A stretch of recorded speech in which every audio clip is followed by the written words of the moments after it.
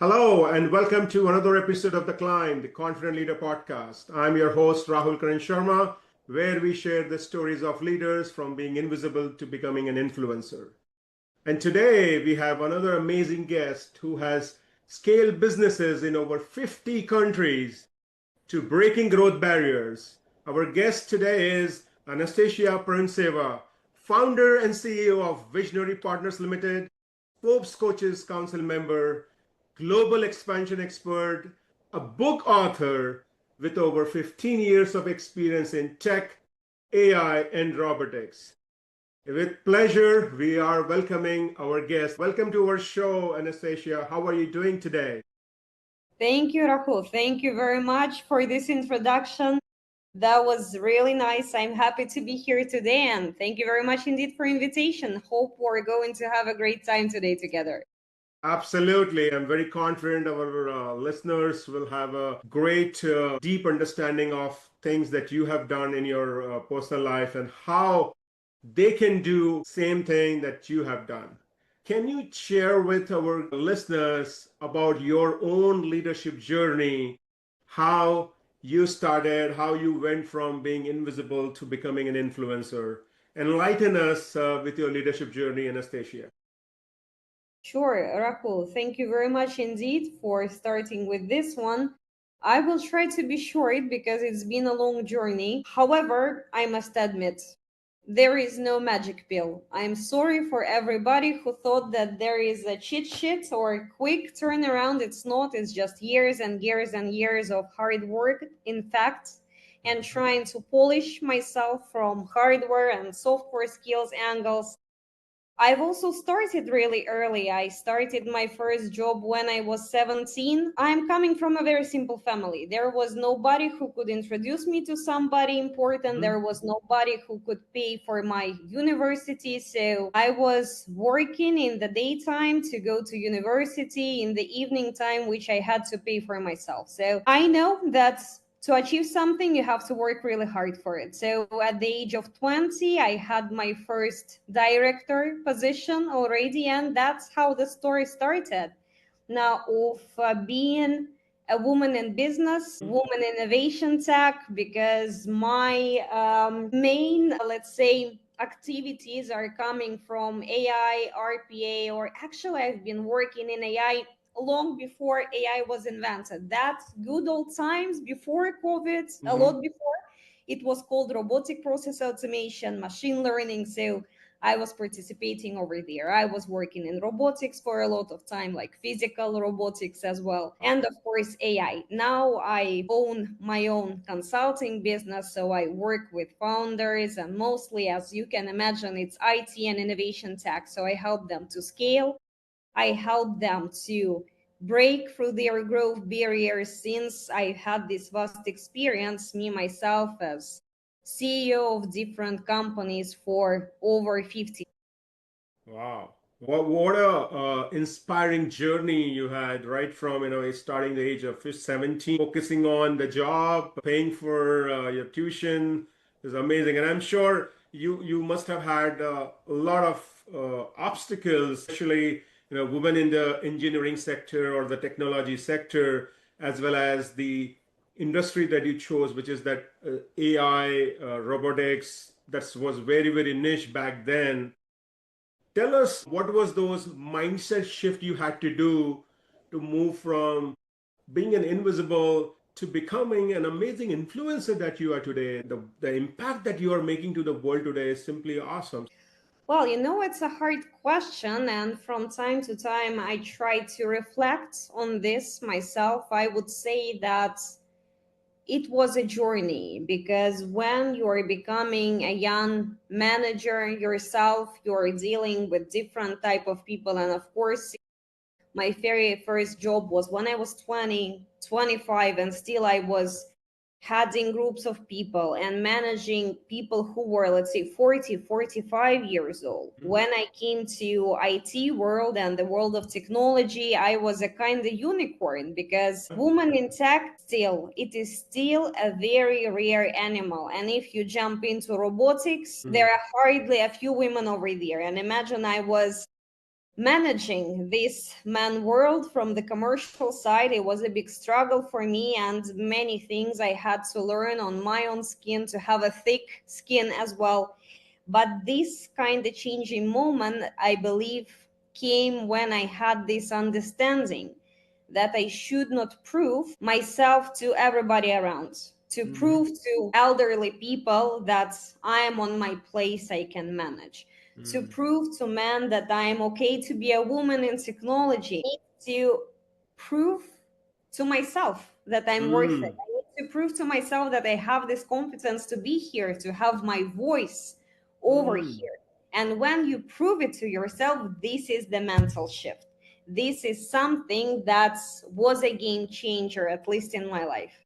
Wow, wow. Amazing point you are bringing. And many of us, when we start our journey, we try to impress others. We try to focus on pleasing others. And your story is talking amazingly about focusing on proving your own self. You are answerable to you.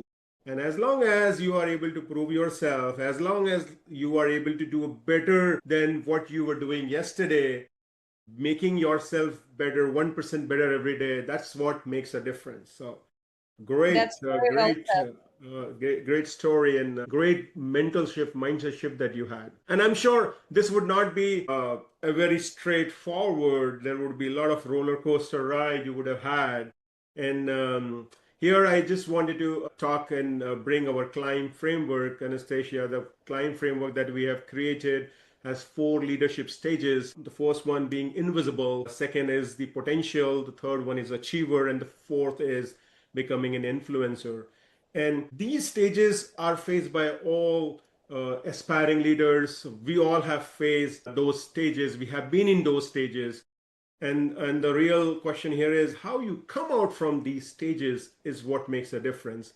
So in your career, which one of these leadership stages resonates well with you, and what you did to come out and move to the next level or move to the next stage? Well, first of all, I would say that they are very well drafted. I mean, this is some kind of basics that every single leader goes through, and that's important. You cannot skip one of them, right? You Mhm. cannot jump over.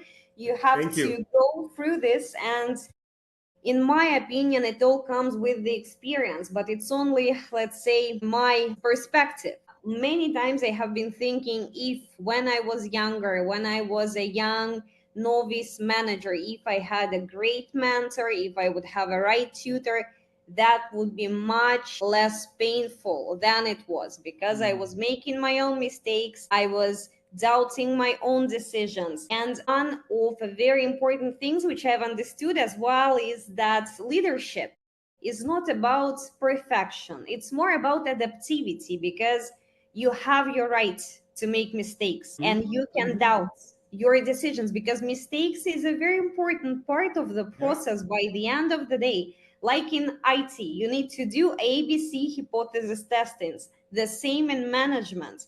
You need to do this, you need to make your mistakes, and this is absolutely okay. When I was younger, I was running very much after perfection, and wrong. This is a very big and painful mistake which I've learned.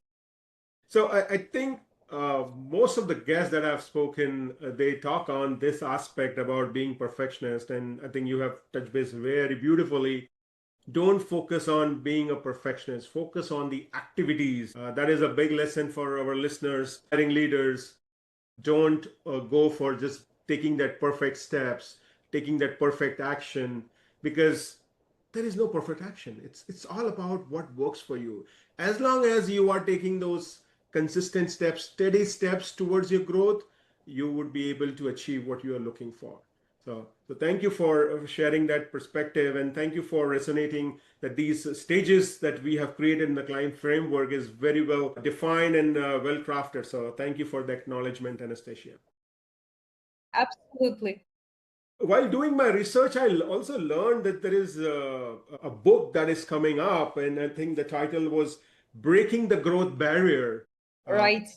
Can you tell us, give some sneak peek about that book so our audience can know more about it? And also, we will include in our show notes from where they can buy this book. So, but let us know from an author perspective, what is this book all about? Why you chose to write this?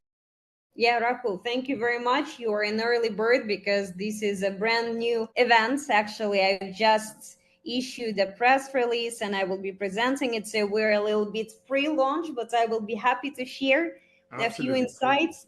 Now, Mm-hmm. this is my first book. I have a very big intention to share my experience. This is something that inspires me. And like I've mentioned, the decision of opening my own business, it was very organic because after years and years of acting as a CEO in the technical and business environment, I saw one interesting thing, Mm-hmm. that all companies, they do the same mistakes, they Mm-hmm. have the same problems, they have the same bottlenecks, they ask themselves the same questions. So I was going through this part and all over and over again, and I understood that I already have some information which I would love to share with bigger amount of people. So I decided to start my Absolutely. consultancy firm to work with multiple tech founders at the same time.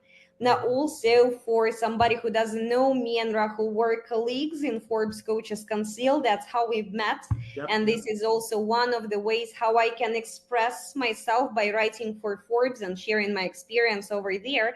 And book, that was a logical continuation of this because my Mm-hmm. book, Breaking Through the Growth Barriers, how visionary leaders go beyond limits, is absolutely the same topic. This book is about entrepreneurs who are feeling they need to accelerate, they need to expand, and their experiences those growth barriers. They don't know how to go global, they don't know how to package their product for go to market fit. There Mm-hmm. are many things which you can see as a very regular patterns at the business. So I try to combine them together and help to, first of all, identify those business pain points, and secondly, have this very understandable go to market chit chat, so Mm-hmm. you're not alone with this problem. And basically that's the whole story behind this book. Yeah, it's already available for sale Awesome. on amazon.com for everybody who would like to take a look. So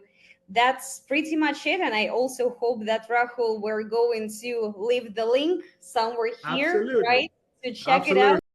I'm ordering my copy as soon as we're done recording. And I think all the listeners, if you are looking to go beyond limit, take a look at what she has mentioned in her book. 15 to 20 years of experience has been summarized in the book, which is a quick read, not a lot of jargons. It's a very written very in a simple language. So I would definitely encourage our listeners to go and order a pre-copy today.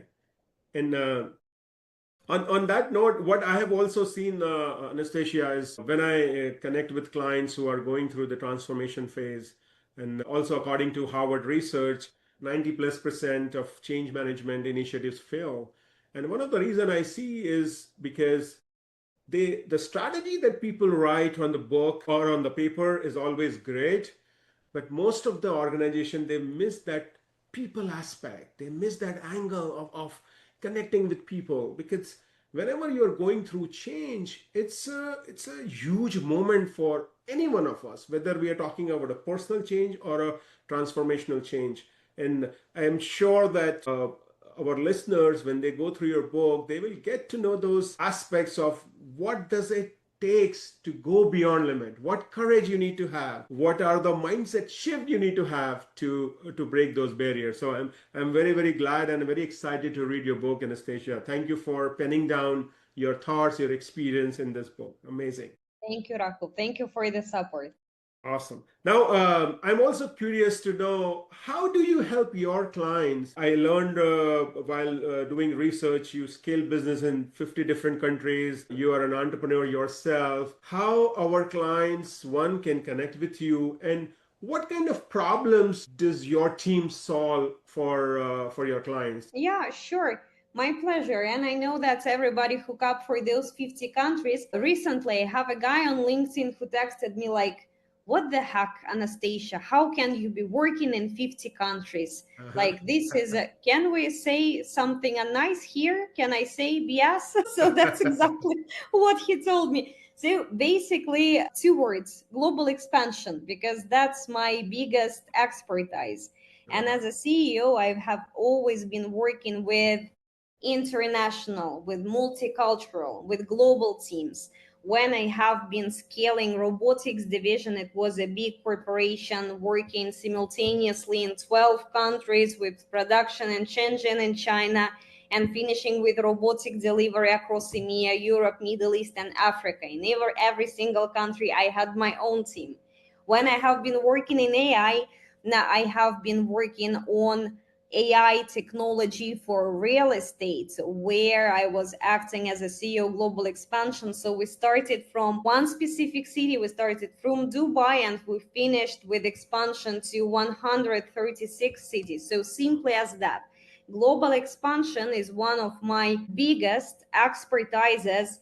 Now, therefore, this is one of very important aspects which also companies suffer, because when you start in one country, when your product is working in one location, it's really hard to streamline. It's really hard to go globally, to understand how to start with, if you copy paste or you adjust something, how to do Mhm. that in a proper way. So now I work with founders from multiple startups, because all startups, they're having the same problems. I mean, you name it, they always want money. It's fundraising. They always would like to test their product market fit. Mhm. They always would like to have a successful pilot. They would like to expand. I mean, this is so standard, because whatever targeted market vertical you're having the same business milestones you need to go through, Mhm. even to have a nice speech deck in front of investors that is going to highlight you among the others. Therefore, let's say visionary partners is focusing on this strategic high level consulting. It's not Mhm. a consultancy who are, let's say, guys, we're creating business plan for you in 24 hours. It's not like that. We're Mhm. working B2B, we're working with technological sector a lot. Not only, I was actually checking before this podcast, so it's 68% of IT in our portfolio. So it's mostly IT companies, but Wow. others are also very welcome. We work a lot with real estate, a lot with biotech as well. And companies are coming with specific questions: scale, how to product, go with their product to the market, how to package it properly, how to go above those obstacles, and fundraise as well, get ready for funding, get the money. So Mhm. those are the most common questions. Once again, if you're not sure, I'm such an easygoing person. You can always send me a quick message on LinkedIn. I try to reply very fast because I love good business talk. So we can discuss. Just ask for your question. We'll see Absolutely. if there is a match, if there Match. is a common ground between us. Simply as that. Awesome. That's a heck of a work that you do for your clients. So kudos to you and your team.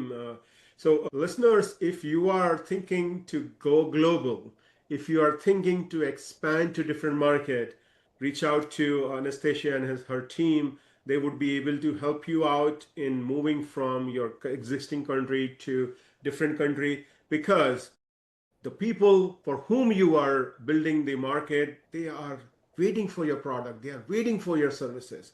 So do not limit yourself to be in the country that you are in. Go limitless. Take help from Anastasia and her team and expand in different markets. So great. Thank you for sharing how you help your clients and how you make sure that they meet their end objective. Also, you also mentioned that you are just not a typical consulting firm. You are more like a partner, partner in crime, partner in that strategy, and partner in ensuring that your A client. vision partner, right? Visionary partner, Yeah. absolutely, you got it right. And they also make money, so it's a win-win for both the parties. So great. Now I wanted to take a segue. We spoke a whole lot on the business aspect. I wanted our viewers, listeners, to know some personal aspect as well about you.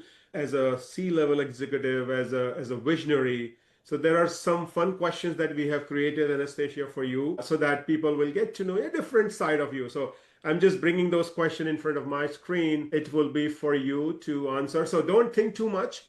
We just want you to give a very quick rundown, whatever comes to your All mind. right. All right. So what is one leadership toolkit that you have now that your younger self would have found it mind blowing? I would say saying no gracefully. Okay, well, absolutely. That's a big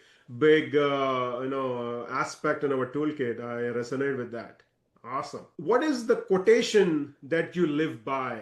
Let me think. I would say that it would be fear is a liar because I believe people should live by action. Fear. Can you repeat one more time? Fear.